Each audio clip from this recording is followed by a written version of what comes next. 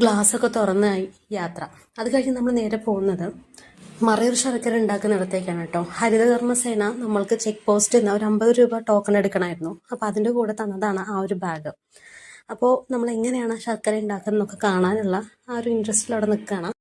പരമ്പരാഗത രീതിയിലുള്ളതും ലേറ്റസ്റ്റ് ആയിട്ടുള്ള രീതിയിലുള്ളതും കണ്ടു നമ്മൾ. അപ്പോൾ ഇത് ലേറ്റസ്റ്റ് ആയിട്ടുള്ള രീതിയിലാണ്. നമ്മൾ ആദ്യം ശർക്കര ഉണ്ടാക്കുന്നതിനായിട്ട് കരിമ്പിൻ്റെ ജ്യൂസ് ആദ്യം എടുക്കുകയാണ്.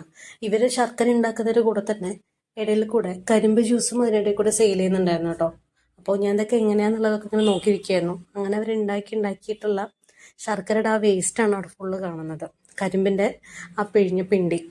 അപ്പം നമ്മൾ മറയൂർ ശർക്കര ഉണ്ടാക്കാനുള്ള ആ ഒരു പ്രോസസ്സൊക്കെ അവിടെ നിന്ന് കണ്ടു. അതിനുശേഷം നമ്മൾ ശർക്കരയും കുറച്ച് വാങ്ങിച്ചു കേട്ടോ. പല തരത്തിലുള്ള ശർക്കര ഉണ്ടായിരുന്നു.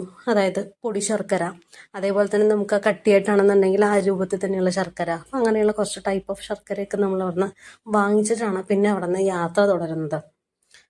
ഈ ശർക്കരയിൽ തന്നെ ചുക്കുള്ളതും ചുക്കില്ലാത്തതും ഒക്കെ ഉണ്ട് കേട്ടോ.